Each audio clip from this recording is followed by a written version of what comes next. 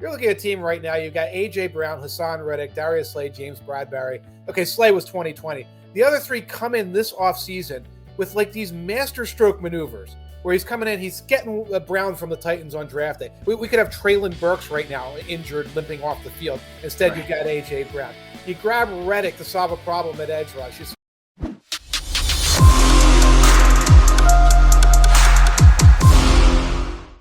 October 5th, 2022. Buckle up. It's a double chin strap affair. We had Glenn Irby, USA Today, Kayla Santiago, Delmarva Sports, and now batting. Mike Tanier, our good friend from Football Outsiders, New York Times, my Jersey brethren. Good morning, Mike. How are you? I'm doing well. I'm looking at that beautiful sunshine behind you. I've not seen the sunshine in 5 days. A lot of Philadelphia area, Delaware Valley residents can relate. My God, can we please see some sunshine? Brother, it's the 6th day of rain here at the Jersey Shore. I mean, it hasn't stopped since Friday. But I'm so happy to have you because you are, in my opinion, one of the best NFL insiders on the planet, as well as an Eagles insider. And your compadre, by the way, Aaron Schatz, was on before the season started right here on this very show and said the Philadelphia Eagles are winning the Super Bowl. So maybe you'll back him up. I'll ask you that at the end of the interview. We'll keep our listening audience in suspense. But I teased this article, this great article you did on the New York Times I just saw this morning on the construction of the Philadelphia Eagles roster. And Howie Roseman deserves some kudos, especially after that whole Chip Kelly fallout.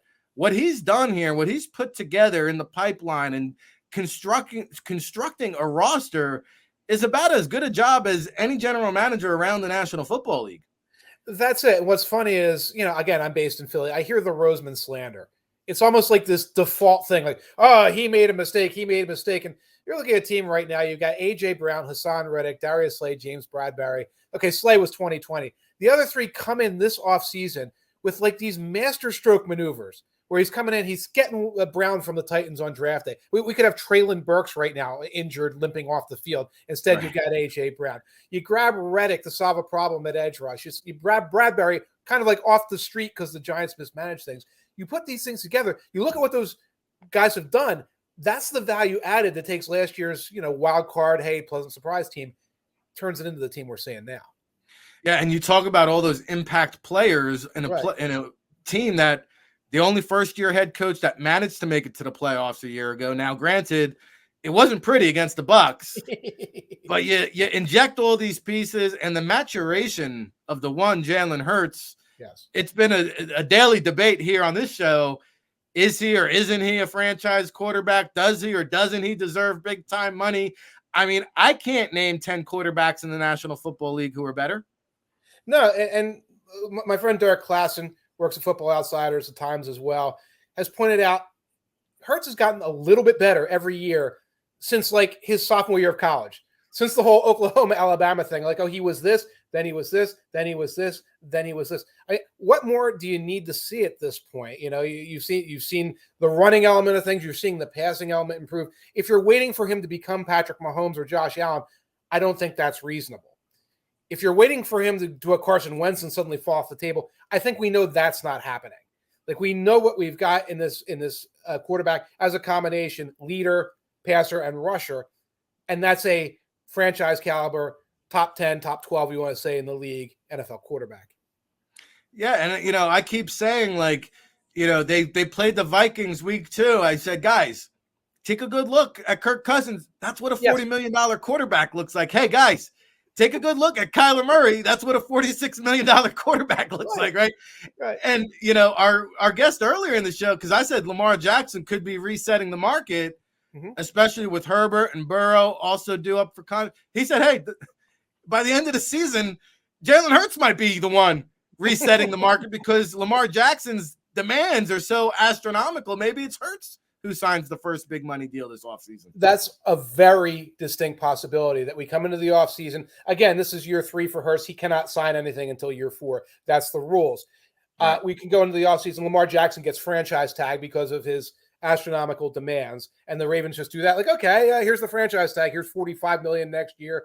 Let's see if you get a little more reasonable. And then the Eagles move in with Hurts. That's definitely a possibility. And that would be good for the Eagles, because if Jackson gets everything he wants and then Hurts comes to the marketplace, it's that much steeper.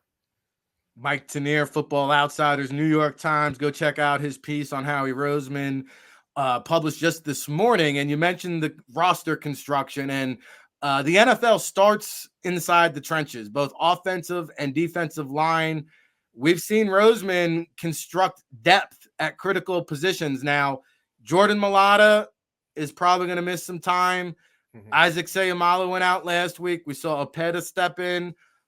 Dillard is a guy, Andre Dillard, still on the back burner and getting closer to returning. A lot of people wanted Dillard out of here. They maintained Dillard, and that could come into play here in the next week or two against the Cardinals and Cowboys. But you talk about the depth. You talk about, Zach Ertz mentioned the memories with Kelsey and Lane Johnson and guys like Brandon Graham and Fletcher Cox. Again, I can't recall a general manager keeping franchise players plural, like key cogs for, these guys have been with the roster for over a decade. That's unheard of in the modern day NFL. And one of the things, I don't talk about this in the article because, you only got 1,000 words to talk about. The Eagles, and this goes back to Joe Banner, have always come in with their core internal stars before it comes time to talk about franchise tag, final year, prove it year, whatever. They came in quickly. They came in quickly with Mailata, and they got him signed earlier. They came in quickly with Goddard. When the team wasn't looking particularly good, they kind of get those guys under contract. Years ago, they did that with Fletcher. They did that consistently with Graham when he was peaking, and now it's kind of more like, he's just here because he's here. He's very good. Obviously, he's player of the week, but he stays because he's a Philly guy at this point. When you do that, even though you're up at the top of the cap, you're still saving money, so to speak, because you're getting players under the market value that they would get if they went to free agency, or you went to free agency and tried to get the same guy when he's like 4 years, $96 million. That's what I'm looking for. By the way, Jason Peters, they'll see him next week as they play the Cowboys. But yeah, they go from Peters to Mailata. They go from Kelsey. They got Cam Jurgens in the pipeline. Right. Fletcher Cox, who you mentioned, might not be back. Hey, by the way, we drafted Jordan Davis. Right. The way this team has been assembled, and you pointed out in your article, there's been some swings and misses and some pretty big ones. Carson Wentz looks like a miss. Yeah. You take Hurts in the second round, pretty good recoup, right? Justin Jefferson, you swung and you missed. You rebound with an A.J. Brown, not a bad deal, right? So, I think Howie Roseman, you could argue, maybe, dare I say, the most underrated GM in the NFL? I would say that definitely, because he rarely, especially in Philadelphia, gets that kind of short list, like this is the guy treatment. And, you just mentioned Kirk Cousins. Okay, so, and you're right, the swings and the misses, but there's a plan B. Andre Dillard was kind of a miss, but Mailata was picked up in the late rounds and kept. And, the guys that have been drafted in case Kelsey has to go over the years, Dixon's at one position, and now you got another guy coming in. Okay. You look at a team like the Vikings. Yeah, we brought in Kirk Cousins. Hey, it's not working out. What should we do? Let's keep extending Kirk Cousins and hanging around 8 wins, and maybe it'll work out next year. We'll get 9 wins. We'll go to the wild card. We'll get our butts kicked, but we won't have any future plan. We won't have a guy who's getting better like Hurts. We have a guy who's getting worse like Cousins. That's how a lot of teams operate. So, the Eagles, you take the risk. You're going to go 4-12, and everybody's going to want to quit. You take that risk, but you get a Super Bowl. Oh, crap, things fall apart. You don't do the 5-year rebuild. You come in and say, let's be aggressive. Let's already have some plans in place. Let's already have a Jalen Hurts around. Let's already have some young players that we could pivot to and keep being as smart and flexible as possible.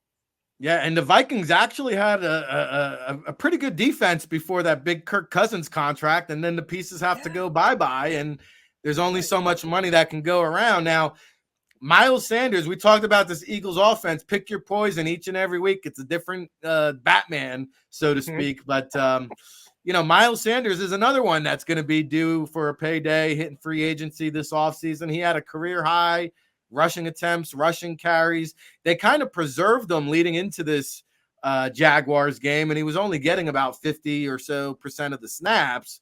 What do you make of the Miles Sanders situation? Do you ride this till the wheels fall off? Do you think he'll be back here next year? Can the Eagles afford to pay a Hurts and a Miles Sanders? I know it's getting in front of ourselves here, but these are some big-time decisions to your article Howie Roseman is going to have to make this offseason. You come in with a dollar value that you like. If you look at a guy, I would say Aaron Jones for the Packers is a guy. If you look at his contract, it's really like a 2-year contract with some stuff at the end. It's not super, super high. It's not up there in those McCaffrey contracts, et cetera.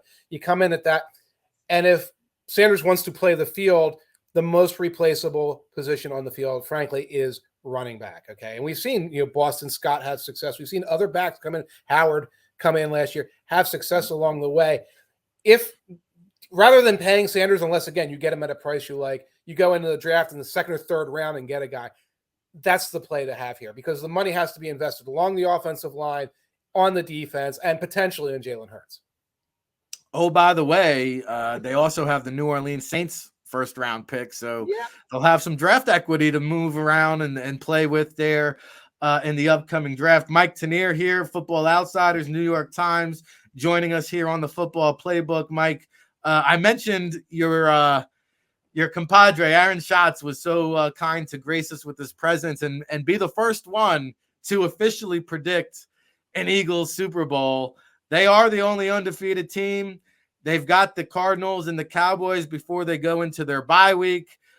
Where do you stack? Let's take the NFC first. Where do you stack the Eagles' odds in comparison to the other contenders in the conference? Eagles are the best team in the NFC right now. That is hands down. It's not close. You look at the Packers, they cannot stop the run. They let a third-string quarterback take them to overtime. You look at the Buccaneers, they have multiple injuries. You have Tom Brady, I think in the last segment, we're talking about other things on his mind right now. I don't think that'll impact him, but getting sacked a lot and not having guys to throw to, that's going to impact him, certainly. Yeah. And the Eagles are the best team. How that plays out moving forward, I don't know. But what I do is, because Eagles fans, you're fatalists, like, oh, gloom and doom, this isn't going to happen. You look at the potentialities of what could go wrong. And within reason, like not saying, well, if the quarterback gets hurt, well, what if any quarterback gets hurt? That's not an argument. Within reason, what could go wrong? There's not a lot. I don't think we're going to see the Giants being a threat in any way. Commanders are no threat. Cowboys are going to hang around, but that's fine. Your schedule is still one of the easiest schedules in the NFL. That's good. The one thing I have not seen the Eagles do yet this year at all, because it has barely happened, is play from behind. They did very well in the Jaguars game early, but I've not seen this team in the second half trying to pull a comeback. I don't know if they've got that much juice to do that. If I see that, then there's no reason. The only reason not to pick the Eagles to go to the Super Bowl is Brady Rodgers. And that's increasingly a bad reason not to pick a team because you're talking about a 45-year-old going through a divorce and an angry dude who's throwing a rookie receiver to let the ball go through their hands. Yeah, Brady, Rodgers, and maybe Matthew Stafford are the only quarterbacks in the NFC that are better than Hurts. And you're right. Yeah, let's throw Stafford out of the equation. Yeah, put Stafford in there. I mean, there's other quarterbacks playing well, and they play well intermittently. But Stafford, we're seeing the reality here of what Stafford is when the system is not completely working for him, and he's fine. But right now, I'm with you. Are you ready to throw dirt onto the Rams' grave then? Or is this an official Super Bowl hangover? I mean, it's a Super Bowl hangover mixed with the fact that your left tackle retires, you replace him with nobody. When you see things like, I think there was like a 50-yard kickoff return or punt return, 30-yard punt return that leads to an easy score for the 49ers. Well, when your entire payroll is 5 guys and everybody in your special teams is a 7th-round pick that's on their rookie contract, of course your special teams will be weaker, and you're giving up block kicks to the Falcons one week and long punt returns the next week. And then your offensive line is full of guys that you are affordable because you're paying $100 trillion to your quarterback and your defensive tackle and your wide receiver, who some of them earn it, but still that's what you're doing. That's what this team is. Are they going to hang around and win some games? Yeah. I'm not looking at them as a Super Bowl favorite in any way right now. No, I would tend to agree. I think Tampa Bay and Green Bay, because of the quarterbacks, have a shot. Yeah. I agree. Dallas is probably going to hang around. I just don't know if they have the cast of characters to get it done at the end of the day. They're a pass rush with a team attached. 49ers too. They're a pass rush with a bunch of guys saying, go get him, Micah. Go get him, Tank. Yeah, right. That's what they are right now. And you can win a lot of games like that, but that's what they are. Fair enough. Mike Tanier bringing the ruckus here to the football playbook. Now, with all that being said, yes, the Eagles are the cream of the crop in the NFC. And I don't know how much you saw of my last segment, but I did say I still believe the top 3 teams in the NFL reside in the AFC. That's the Bills, the Ravens, the Chiefs. Take them in whichever order you want. Those are probably one of the 3 teams. If the Eagles do get back to Arizona in February, I would say those are the top 3 teams that I see. Agree or disagree? Oh, no, that's the top 3 teams. And at Football Outsiders DVOA, you'll find that the Bills are number 1, shocking. Eagles are number 2. Ravens are number 3. Chiefs are down further because of like some of the weak performances they had week 2, week 3. Week 1, week 4, they look like the Chiefs that we're used to. But that's the 3 teams. There's all these interesting teams under them. And Dolphins fans, if you're listening, you're like, yeah, we beat 2 of those teams. You're interesting. You're in the mix of interesting teams. You know, the Bengals remain interesting, etc. But those 3 are head and shoulders above the rest. Well, you mentioned the Dolphins, and I got to ask you your take on the whole Tua situation. It was ugly. It was disheartening. It was one of the scarier scenes that I've seen covering the NFL over the past 20 years or so. Now, I know that they have made some modifications to this concussion protocol, but it looked like he had no right being out there just 5 days after that concussion. Yeah. What happens with all protocols is if you start out behaving unethically, none of the procedures are going to work. Like if you start out, this guy is bumbling onto the sidelines and he goes back there and somebody's just going, neck stinger. From that point on, you are not going to get a good diagnosis, which means you're not going to get into the protocols, etc. So, I mean, that's the problem we were dealing with, sort of like, I'm going to call it an unethical situation. And the Dolphins aren't alone. Other teams will do this if they think they can get away with it, unfortunately. So the change they made, which basically takes words like head injury and concussion out of it and says instability, stumbling, wobbling, that change is kind of significant because it triggers a different thing. Like he stumbles into the locker room and the trainer is like, oh, that's the next thing. It doesn't matter. The rules say he was stumbling. So you have to do a certain thing. So now you'd be blatantly not following the rules if you said, just throw him back out there. He was just, his ankle was messed up. Whatever. He had a back injury. He had a back injury, and that was making him go like this because that's what happens when my sciatica acts up. I act like the world's spinning around me. That's totally normal. So the change in language is helpful, but nothing's going to be helpful if the default thought is let's behave unethically and get this guy back on the field because they'll just find another loophole. Yeah, and you're hearing there's reports he might not play again the rest of the season. There's doctors saying that he should consider retiring altogether. So the Dolphins, for as good as they looked out of the shoot here, might have shot themselves in the foot with their poor practices. And again, Mike Tanier, Football Outsiders, New York Times, will get into some of the content on the horizon over there. A quarter of the way, I can't believe we're a quarter of the way through the season already. Time flies, Mike. What are some other things that have caught your attention or some storylines you'll be looking ahead to here the remainder of the way? Well, if you go to Football Outsiders right now, you're going to discover it's Geno Smith week.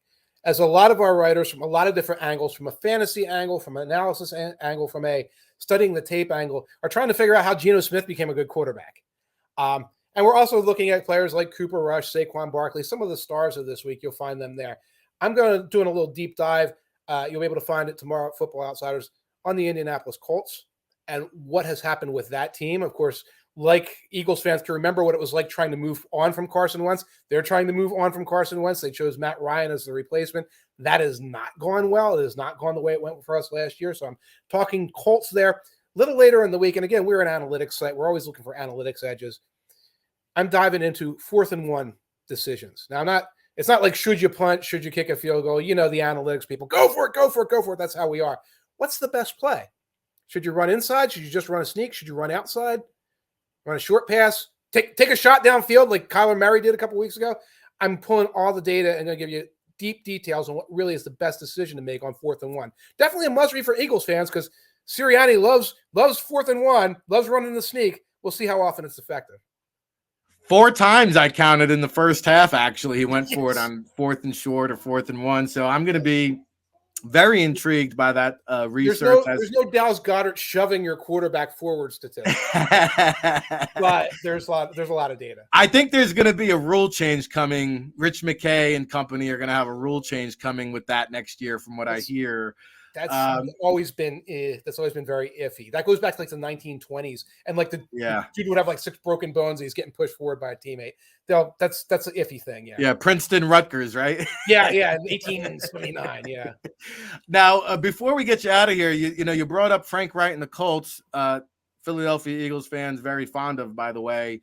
I saw that Jim Irsay is growing a little impatient out there in Indianapolis, and Ballard and Reich could be on the hot seat. They've kind of had this QB carousel of rotating quarterbacks since that sudden Andrew Luck retirement. What do you make of the situation without giving too much away from this upcoming article? Yeah, it's like Andrew Luck retired 5 years ago, and they're still only, we have to come up with a short-term solution. Okay. And every short-term solution seems to get a little bit worse. Okay. They had to get through a year of Brissett. That makes sense. They bring in Phillip Rivers. Made sense. I don't know. I think everybody saw he had one eye on, being super dad. You bring in Wentz. We know how much sense that made. And Ryan made more sense than that, except if you've ever watched Falcons game in the last couple of years, this is not the Matt Ryan you see in 2016 in the third quarter of the Super Bowl. This is a guy who's slowly fading. So Irsay has every right to be impatient, particularly with Ballard, who keeps making these decisions. But Reich is right there with him, and this does not look like the offense that we saw running Philly specials and things like that. This is an out-of-sync offense, people making mistakes, very rudimentary running game, despite the fact that they have a all-pro running back. And there's a lot of things that need fixing. I'm going to go into some of the things the Colts can do in the short term to fix their short-term problems. Their long-term problem is it's time to actually develop a young quarterback. Yeah, I think they are going to be one of the teams in that quarterback market come draft time. And you talk about short-term problems. I hear Jonathan Taylor could be questionable for the Thursday night football matchup at Denver tomorrow night. So we'll see how that plays out. You mentioned the analytics. I'd be failed to remiss. Are you still teaching the analytics course over at Sports Management Worldwide? Sports Management Worldwide, if you are considering a career as a scout, as a general manager in any sport, check out Sports Management Worldwide, SMWW. I'm teaching a course. You still teaching your course? I'm floating around there at SMWW. Yeah. Yeah, I'm floating around there. Aaron Schatz is officially the teacher. I float around and wind up teaching about half of the sessions along the way. But it's a lot of great programs there. Check it out. A lot of NFL insiders, a lot of like really big time people come in and teach those courses. Great opportunity to network, great opportunity to learn about a career in sports. No, I know a GM that personally took the analytics course there at smww.com. And so it's a very valuable course. And we know your time is very valuable, Mike. So we appreciate you joining us here on the Football Playbook. Anything else you want to plug on your way out the door? Just follow me at Football Outsiders, footballoutsiders.com, your source for analytics, fantasy information, gambling information. Become an FO Plus subscriber. Come check it out. All right. There you have it. Our Jersey brethren, Mike Tanier. Always appreciate it, Mike.